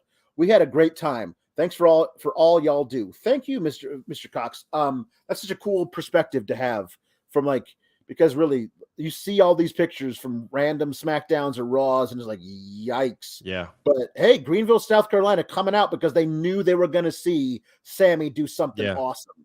I'm really glad they got a chance to see that. G Bro says, how do we get to Roman taking a stink face from Rikishi? Because the Usos have finally broken away from him. Can you imagine? He's part of that whole breakup where he comes in to defend his sons. Who the hell are you? Mm-hmm. And then he beats up the family, and The Rock comes out because he's like, "What the hell do you think you're doing?" I don't know. Have they announced where SummerSlam is this year? Yes, I think they did. I'll look it up right now. Because the main event of SummerSlam with no title on the line, just Roman versus The Rock, and The Rock is defending the family versus Roman. You could make that into the biggest match of the year. You really could. It doesn't have to be. Hollywood's the best place for it, but this would give The Rock several months to get in shape. I mean, I don't know. They're considering doing it again in Nashville. Again? Yeah, they said this article says that they like this so much they might consider. They might consider it. I mean, as long as they don't have the weird pinball theme that they Detroit's also the front runner for SummerSlam 2023. All right. Detroit. At least it'll be in August, so it'll be nice and they'll do it. They'll do it in the giant dome. The Strife for the Lions. Ford Field. They'll do it in Ford Field. Yeah. Trey Cash says triple threat for Mania, and honestly, if they did in Detroit, they'd get a lot of people from Toronto coming down. Yes. They get a huge crossover from Canada fans as well. They're gonna literally walk over. Yeah, exactly. Walk over the bridge. Trey Cash says triple threat for Mania, where Roman must be pinned to lose both belts. Someone else is pinned, he loses one. So Sami pins Cody. Sami and the fans get their moment, and Roman is protected.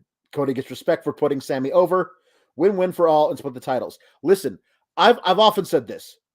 I think Cody needs to win the title. Mm-hmm. That's why you brought him back. That's the absolute story. He doesn't need to win the title at WrestleMania. Mm-hmm. He can win it anywhere. He doesn't have to do it at WrestleMania. So you could figure out a way to make that work. I don't know if that exact scenario works, but you could figure out a way to make that have it as something. But it's all about the moment, boys and girls. Yeah. WrestleMania is about that WrestleMania moment, right? The pictures and everything. So Drew Nicholas says Raw crowds like Cody, SmackDown crowds like Sami would make it an obvious decision to split the titles, but it's not going to happen, unfortunately. Yeah, Drew, I'm with you. Yeah. And N. Simmons says if Jay can't make it to Canada, have Solo cost Sami the match, then have Sami versus Solo on the go home SmackDown for Mania. If Sami wins, the main event of WrestleMania becomes a triple threat. Because Adam Pearce is tired of Roman's politics, and Adam Pearce grows a big boy set and decides to screw over Roman Reigns. There's a lot happening. Yeah. Viking pun from Lord Kev: Fenrir, Balor, and RK Odin. RK Odin is pretty good, actually. Oh man! Imagine he comes back and ruins everything for Sami. He should ruin everything for Cody. Oh my god! If Randy comes back, he should go right for Cody. Dude, they have so much history. Yeah, what was it? What was their names? Their tag team name? The Legacy. Whenever Cody wins the title, his first feud is Randy. Yeah. Bring back DiBiase to be like a special guest referee because he's tired of these two beating each other. Yeah. Orion Ben 666 says Loki Kingston, Elfin Woods, and Big Elixir New Dampier. Big Elixir New Dampier. Thank you, Orion Ben. And for sponsor puns, Chris Pereira says the Crown Royal Rumble. I like that. Crown Royal Rumble, really good. The Crown Royal Rumble. Yeah. Tom Lavelli says Home Depot TLC match. There you go. With wow, ladders and tables and everything. Lawnmowers. Ricardo says Money in the Bank by Chase Banks. Money in the Bank of America match. That's what they're going to call it. The Money in the Bank of America match. That's funny. Chris Perez says the Expedia Intercontinental title. It's good. Yeah. Ricardo also says Ricochet sponsored by the U.S. Air Force. And G-Bro says a Cool Ranch Doritos Paul Heyman Shark Cage match. Oh, Jesus. All right, Rampage. The Elite beat the Rampage was on. Yeah, the Elite beat the Firm. It was their first ever title defense as the Trios title, guys, and it was fun. Ethan Page is great. I like all the stuff he's got going on with Hardy and Cassidy. Matt, yeah. It's good. It's good. Yeah, I mean, it was a good match. There's some fun stuff in it. Isaiah Cassidy's really excellent. They really are. Yeah. And Kenny Omega is looking shredder than ever, dude. Jesus, this man is like, yeah, he's so good at everything he does. Yeah. I really liked the match. I think it was well done. The spots were fun. The right team won. I don't know. I don't want to say about it's hard to go from like a thing where we like talk about all the ins and outs of how they're going to figure out how they're going to just WrestleMania main event to like this was a good match. I liked watching it. Like I don't know how to like AEW does the first matches of Rampage very high powered, like get you engaged. That's number one. Number two, for some reason the trios matches are excellent. They're right in par with all these tag team matches that they have that are crazy. No one misses this. Like, yes, I understand mistakes happen, but no one really misses their spots or anything like that. These guys are like well-oiled machines in the ring, and Kenny and the Bucks are just, bro. They're good, man. They're beyond good, bro. They're very good, bro.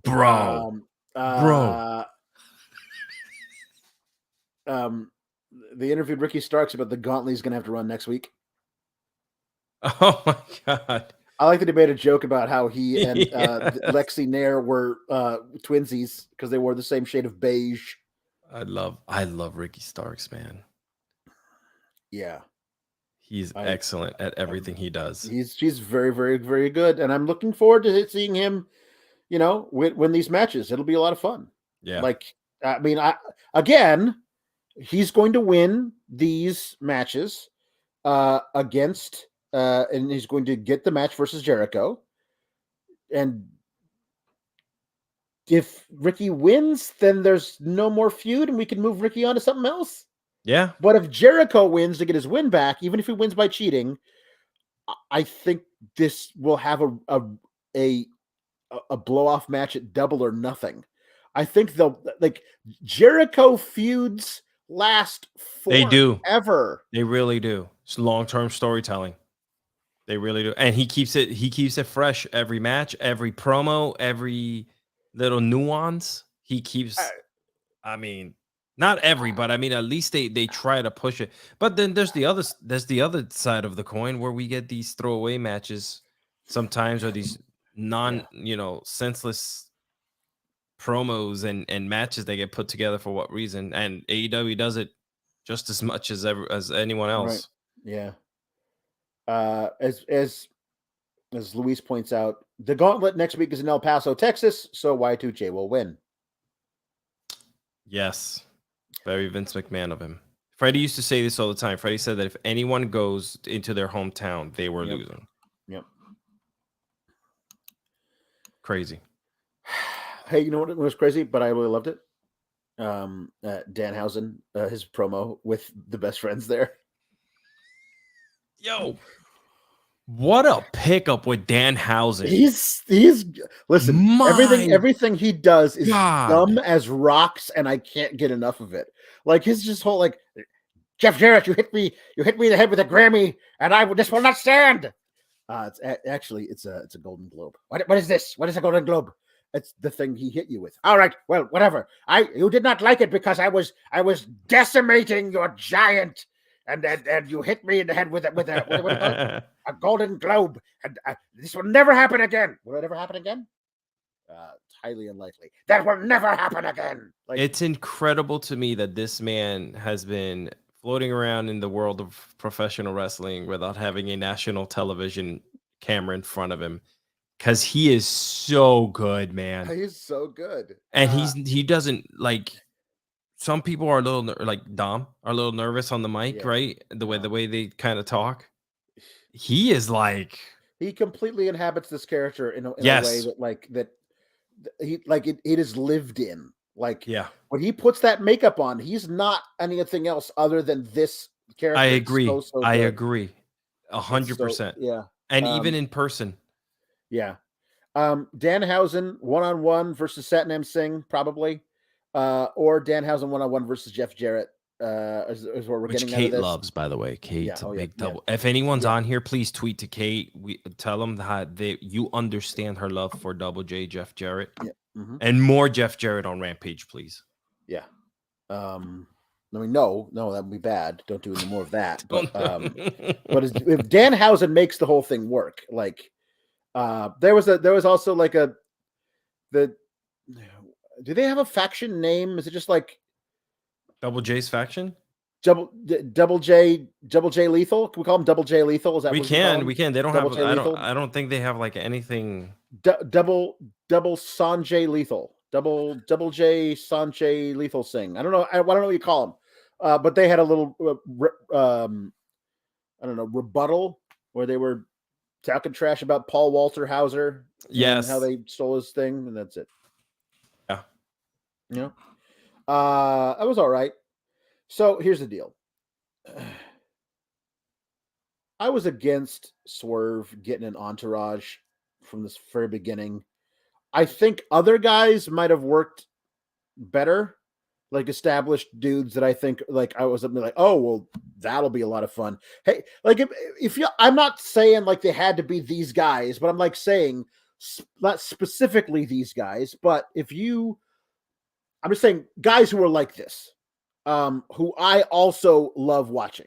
I'm not saying it has to be a black thing, but what I'm saying is if you put Swerve up front and in the backing guys behind him, not these guys because they're doing other things. At least one of them is Hobbs, who I think is going to be like Hobbs and Willie Mack are behind. Then all of a sudden you got like 6-man tags they could do. They could be the trios champions, like all this shit. You have 2 no talent white boys standing behind him. Now all they could do is like they could beat up a couple of guys, but like what the dude with the tattoos, like it looks like he fell asleep at a frat party. What's his name again? His name is Trench. Trash. His name should be Trash. I freaking call them Trash. His name should be Trash, but they call him Trench.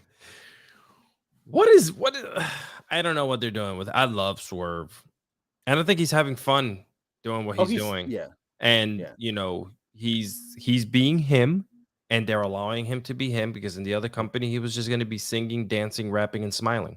Yeah. You know, so here he's being a menace, right? And he's being a menace, and they gave him some goons. And the thing the thing is, when you have goons, they always want you to over rely on the goons. Yeah. and the problem with that is when you are wrestling Brian Pillman Jr. and you are Swerve, who I firmly believe is a future multi-time AEW world champion if they keep him around long enough. Yeah. You should beat Brian Pillman on your own without the help of your goons. Yes. And if your goons have to help you beat Brian Pillman, what hope do you have in the grudge match versus Keith Lee that's going to happen at some point? What hope do you have there? If your goons have to help you beat Brian Pillman Jr., who we've seen lose squashes on Rampage a few times. Like, yeah. I mean, like, I don't know, man. Like, when you have goons, they book you to rely on your goons, and that to me weakens you because you should be able, when you're as good as Swerve, you should be able to win matches on your own. True. I just, you know. True. Again, I talk about WWE sometimes, you know, their storytelling just having plot holes in it. This is definitely one of them. Like, I don't understand what they're doing with Swerve and where this is going to go. Well, the first place he's going to go is he's going to have his match with Dustin Rhodes, and that match is going to be really great. It's going to be a really cool clash of styles. Just the idea, if you told me in 2014, hey, in 9 years you're going to watch Killshot from Lucha Underground have a match with Goldust on a show on national cable TV in a promotion that does not exist yet, I would have lost my mind. So like I'm looking forward to seeing that match, and because I love the way Dustin wrestles at this point in his career. Yeah. Like it's a really cool hybrid of the Goldust style and the natural Dustin Rhodes style versus Swerve. But if it's just going to wind up being, Parker or Trench, Right. Trench grabbing Dustin Rhodes' leg while he's standing on the apron, and that leads to the victory, then like, Right. that's a cop out to me. It's a cop out. I also like that their build up for this. I like that they're letting whatever Dustin's letting them come up with to talk about, like, your brother's trash, your family's this. I like that. I like that he's that. being a menace. He's being a thug. He's like, he's really taken over this character that he is, and yeah, if he wants to use his thugs to like do the pre-match stuff like every week, he's like, boys, get him, and they beat the crap out of him. Sure. And then you finally have the blow-off match at the pay-per-view where Dustin comes out with two special people, whether it be DDP or somebody that, part of the family. Well, we still got like what, 3 more episodes of Dynamite. Yeah. I feel like we're probably gonna get Keith Lee coming back, getting a Keith Lee versus Swerve match at Revolution. I would hope. That's the blow-off. That's the blow-off. Then you move them along. I mean, I would hope. I mean, again, this is AEW and Tony Khan, so it might be the first in a long series of things. But Keith Lee versus Swerve is where I wanted to go from the beginning. Like, we got that the turn, we got them coming out, them beating up Keith. Keith gets his revenge. Let's do that. Yeah, I agree. It's a very big question. Is Trench going to get a Trench necklace? Oh, because how can I tell them apart? I know that guy's named Parker, but I don't know what your name is, Tattoo Man. I don't know what your name is. No one knows. No one knows. No one.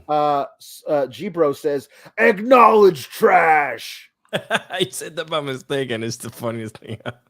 I'm gonna do a shirt. What's his name? Trash. His name is Trash. I'm gonna do a shirt of a trash can with the same tattoos he has on his face. Yeah.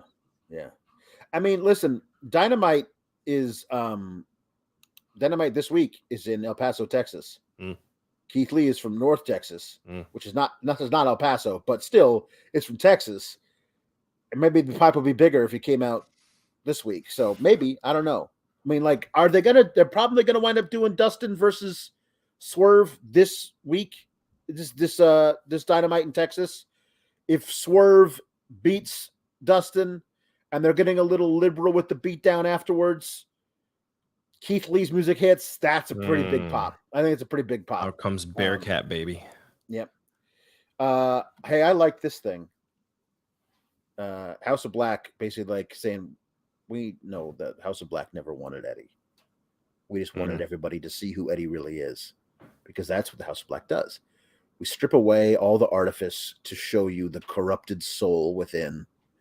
And I'm like, it's great. So, but the thing is that I think Eddie is not yet done with House of Black, because Eddie's going to like, no. Yes, you're right. I am a sick son of a bitch, and I'm going to use that against you because I don't like you, Malachi Black. Like, that's like, if you do this and you don't give me my Eddie Kingston versus Malachi Black one-on-one match, what are you doing? Come on. Yeah, you got to have that.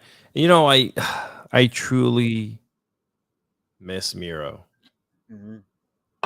Whatever he's doing, I mean, he's making bank. I'd love to sit at home and make bank too. So if he's not complaining, well, why should we? But God, man, it would be great to have Miro come out and be like, have poor Eddie getting his ass beat, and and out comes Miro to save him, and House of Black doesn't know what's going on. I mean, the crowd would erupt. Like the fact that they already have that relationship from the match they had would be kind of Yes. cool too, Yeah. Like I am not here for you. Yeah. I am here for the Yes. pagans. Yes. Like there's some My God told me to come down and to Yeah. help you, but Yeah. not because he loves you, but because I need to get rid of the house Yeah. of the black. I think also listening to the connection they can have is like, I hate God and I know you hate him too, Eddie. Like that could be fun. Like two guys who just hate everybody. They come They out on just- the pay-per-view with they- 2 cans of gas together. Two guys who hate everybody, just beating everybody else up. It could be a lot of fun. Oh man. We got this Saraya and Tony Storm versus the Renegade Twins. Renegade Twins impress me even more. Yeah, man. Yep. Chad 2722 says Renegades always look good. Hope they're signed. Listen, I know another pair of twins that weren't good. Create a formal tag division.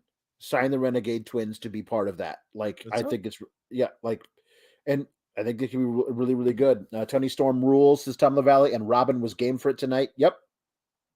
Saraya and Tony was a master stroke to turn them heel. They need to be heel. Yes. You could tell they're having a lot of fun with it. Yeah. I was not expecting the NWO style. We got spray paint. Let's spray paint them. I was not expecting that. Yeah. That's fun. Bring it back. Yeah. Why not? So yeah, it's good to see these two together. You could tell they're the ringleaders of their side of things. Yeah. And AEW women are killing it. They are. They're really killing it. I don't know where like how they're gonna make the whole thing with Britt and Jamie on the other side. Like I'm fine with it being like shades of gray, like who you like, but Britt has been the biggest heel in the entire company for at certain points when MJF wasn't around. And so it's going to be kind of a thing of like, are you wanting us to root for her against Saraya and Tony? Like, I'll root for Jamie Hayter right now. Like, I've been waiting for a Jamie Hayter babyface turn on Britt forever. So I'll root for her. You don't need to like do anything there, but Britt's going to take some work. We'll see how they do it. But I mean, Britt's going to break a lot of hearts because what's going to happen is it's going to end up being like, I'm here for you, baby girl. And boom. Yeah. It's going to be like that Hogan turn at Bash at the Beach where she drops the big leg on Macho Man. That's what's going to happen. She's going to be, I got you, baby girl. And then, maybe. Bam. Knock her out. And the crowd is going to take that big gas like, what just happened? And then you have a real Jamie Hayter babyface run. Yeah. Because now you have all these, like Saraya and Tony, like they can now kind of inch away towards, go up against them as well. Like there's just so much that you can do. Like the women's division is getting stacked at AEW. Right. And it's happening in front of our eyes, guys. Enjoy it because this is going to be like you talk about the women's revolution. Yeah. They are going through it right now. Yeah. They really are. They really are. G-Bro seems unsatisfied. Says this Saraya Tony stuff makes Brandy and Kong look good. I mean, I don't know. I like their heel work. I think it's working. I think here's the thing. Tony was working as a babyface. The problem is that I've seen her work heel and babyface. I still think she's a better heel. Like she was doing some really good heel work in NXT stateside after they brought her over, and then they called her up to the main roster and were like, "She's the '80s wild child everybody loves, Toni Storm," and they didn't know and it just didn't. It didn't work out for me because I was like watching her do really good heel stuff, and then they turned her with the call up, and it didn't work out. I think she'll be a better a better heel than she will 100%. Face. Yeah. 100%. She Yeah. even looks it, man. She's badass, dude. They're women. The women over at AEW are extremely talented, very good at what they do. They're all very good looking. You know, like goddamn, like Yeah. especially Jade. Adam Cole, Oh, baby. the vignette again. Mm. It's been enough. Yeah. You're not allowed to show that anymore. Find a new one. Yeah. Or tell me who his opponent is going to be at Revolution. Like, yeah. here's the thing. Like the vignette's good, but I don't need to see it 3 times. You put it on Dynamite, Rampage now twice, and Dynamite once. I think. Like I've seen it 3 times. So now get him back in front of a crowd. Like that's where the magic happens. That dude on a live mic in front of who's ready for story time with Adam Cole, baby. Yeah. Like that's gonna get people over all the time. Like figure out a way to do it. I don't know who you put him in the ring with, but he's got to win. So there's a problem. And you got to ease him in. Figure out the absolute right guy for it. But yeah, you got to ease him in. I think the stuff that he's gone through is serious enough. Yeah. And whoever's in the ring with him has to understand that they have to protect him. You know, God forbid anything else happens in the ring. Yeah. But still have that. I mean, man, AEW fights look so good. Not gonna lie, they are very physical. Yeah.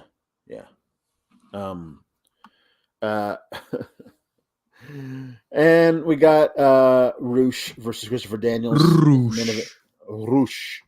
With Pero Peligroso, which I feel like is just like it's like a 4th grade. It's a 4th grade Spanish class came up with that name. What if we call him the Dangerous Dog? Yeah. I mean, I don't. You know, I'm thinking about what is happening there. Is Andrade completely done with wrestling? God, I don't know, man. I don't know what the whole thing is. He's so messy. He's a messy bitch, isn't he? He is. He really is. Like in every aspect of it. I mean, he could literally right now be on the phone with, Papa H and Rick. He had surgery recently, apparently. He did. Okay. Okay. Because we know there's gonna be this summer. This might be the summer that AEW might like blow things out of the water. Because you understand that things have been very quiet with like people like in Andrade. So when Andrade does show back up, people are gonna love it. There's also been very quiet with Mr. Punk. Yeah. Out of sight, out of mind, and then just hit their music. Yeah. Watch the people explode. Yeah. We'll see about that. Really? You know what? It's just like Cody, man. They're gonna cheer him. Yeah. I mean, I don't know about the Punk. I just don't know about the Punk thing. I don't know, man. People were marks. Look at Vince, right? Vince has done a lot of bad things. Oh, no. I just don't know about Punk coming back. That's the thing. You don't think he'll come back? I mean, I don't have any strong indication either way. But like, okay. I thought you meant like people turned their back on him, but people still love wrestlers, man. And no. The crowd would pop like crazy. Are you kidding me? Like everything I have heard has been good riddance. Yeah. And everything I've heard from the other side is we don't want him back here, right, in WWE. So I don't know. Like unless they're all working us. Unless they're like, well, and they've done it before. We're not, or you're not working us. You're telling the truth, but we, the people who run this company, see big money and dollar signs. Yes. So we're going to sign them, and you're going to like it. Yeah, and you're going to have a Cracker Barrel match. That's possible. And Mercedes Moné, right? That's her name, Moné. Yeah, that's another one. Yeah. You have Ibushi. There's a lot of people out there right now that they can just. This is a lot of stuff. I like this. I like this shout though for an opponent for Cole. Who doesn't need to win, but the match would be fire. You think you could come back over here and run your mouth like you own this place? Because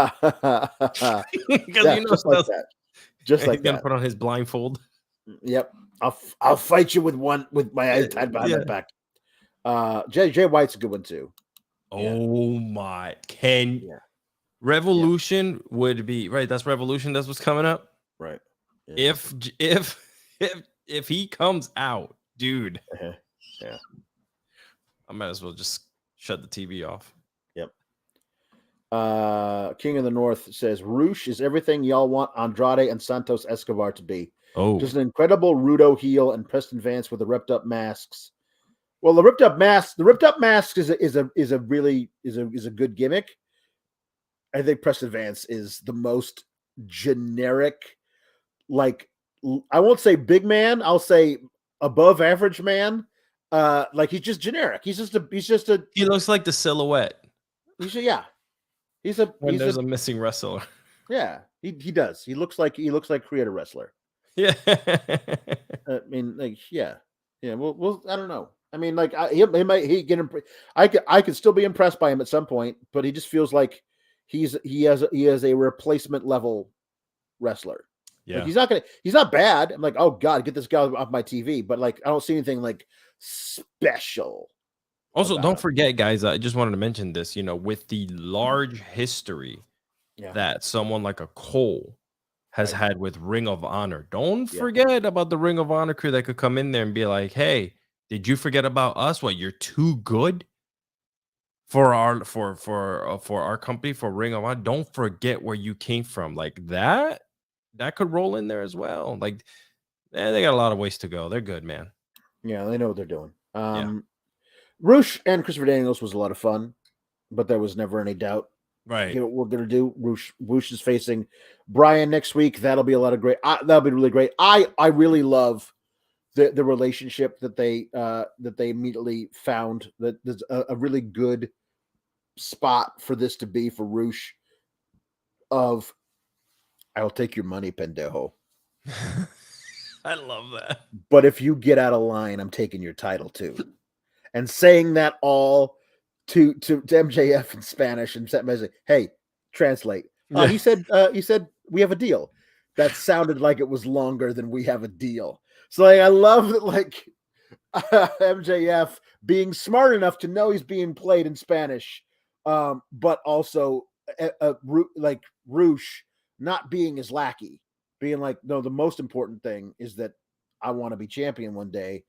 If you still got the belt when I get that chance, I'm taking it from you. Like, it's some really good stuff. Yeah, man. They have a really great roster. They have a lot of stories that they can tell. They do love doing their long-term storytelling, which means they're going to invest time into what they're doing, especially with only 2 hours on television. They can only dedicate so much. So sometimes it works. Sometimes it gets boring.